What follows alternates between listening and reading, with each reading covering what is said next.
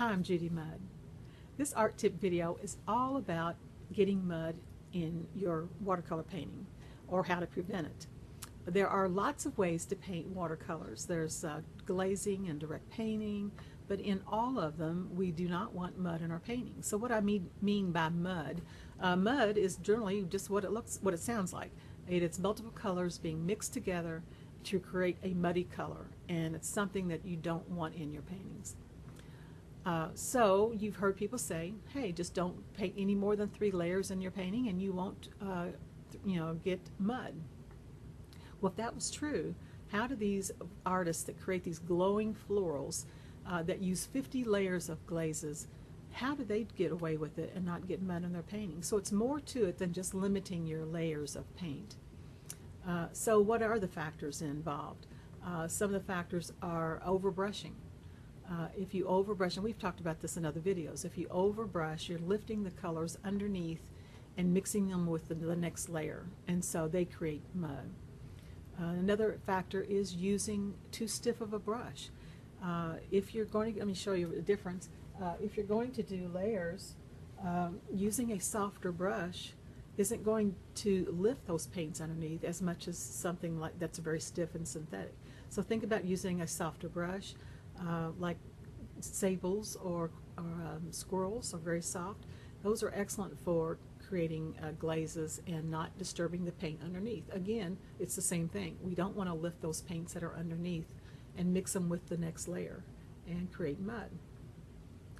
Using a light hand will help in, sometimes I can get away with using a synthetic as long as I use a very light hand and get out really quickly and don't disturb the paint underneath. Another factor is the paints that you use.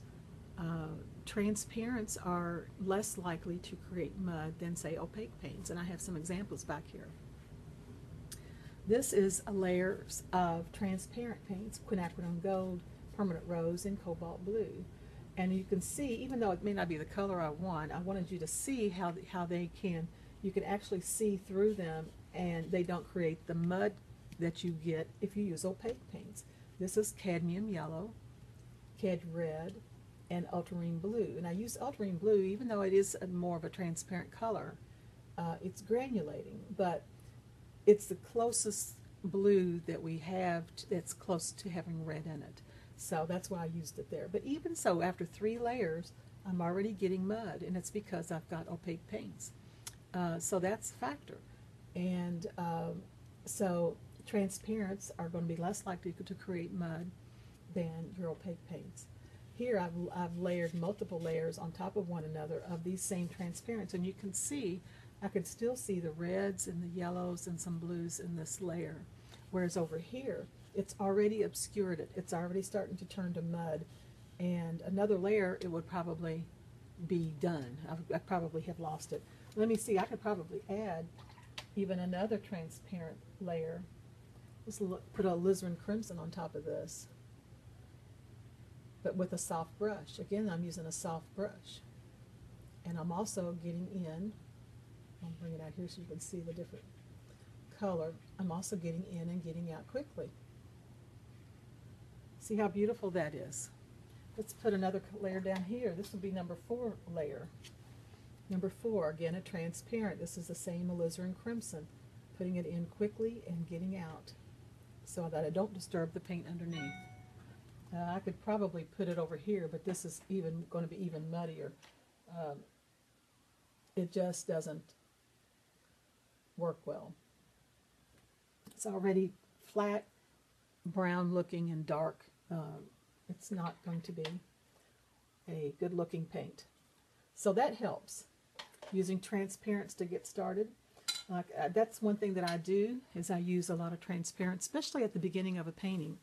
I do have opaques that I use, but I'll use mostly transparents at the beginning of my painting and then come in with some opaques at the end, unless there's an effect that I want. Sometimes I'll use an effect that requires an opaque color, like a smoke or fog or something like that.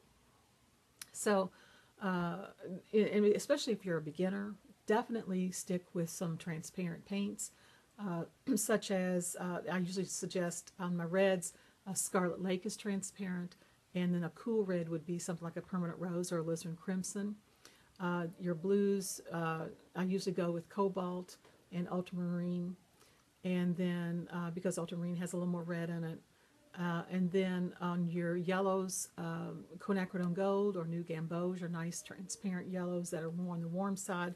And on the cool side, something like a Rirulin yellow, which is, and that gives you a base set of transparent paints to begin with. And then later, if you want to add some others, you can. So how do you know the difference between transparent and opaque?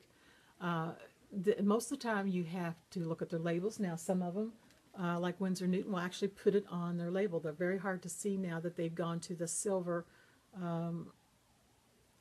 metallic kind of tube. It's hard to read even the paint color itself. But on the back side, I'll see if I can show this to you. On the back side, you'll see a little square, there it is, that has, if it's open, it is transparent. If it has a line through it, it's semi-transparent. If it's solid, then it tells you it's an opaque paint. So some of them will actually have it on their labels.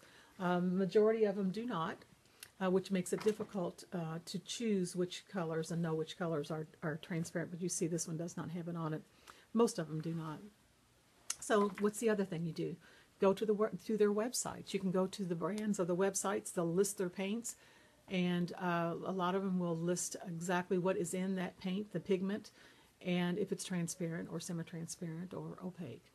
Another way to find out is go to your stores. The store displays will also often have little paint swatches above the paints themselves, so you can see whether or not it's going to have a transparent look to it or be more opaque and cover things up.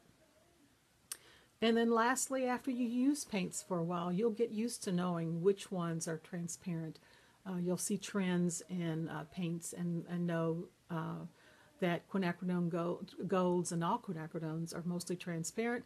Another transparents are phthalos. All your phthalos are transparent. Your cadmiums are mostly opaque or semi-opaque. And so anything with titanium in it, titanium is white, and so if people add white to the color, like Naples yellow will have a little bit of white in it. So those colors will have some semi-opaque qualities to them. So that's how you figure out which ones, and after a while you'll get to know them and you'll know which ones are which. And so that's it. So to conclude, you want to use mostly transparent colors, especially if you're going to paint in layers. You'll want to use the transparent colors. And then soft brush with a light hand. And then finally, don't overbrush. Overbrush is the killer of all colors, so don't overbrush with your paints. So I hope that helps solve a lot of mud problems out there, because I know there are some. And happy painting, and I'll see you next time.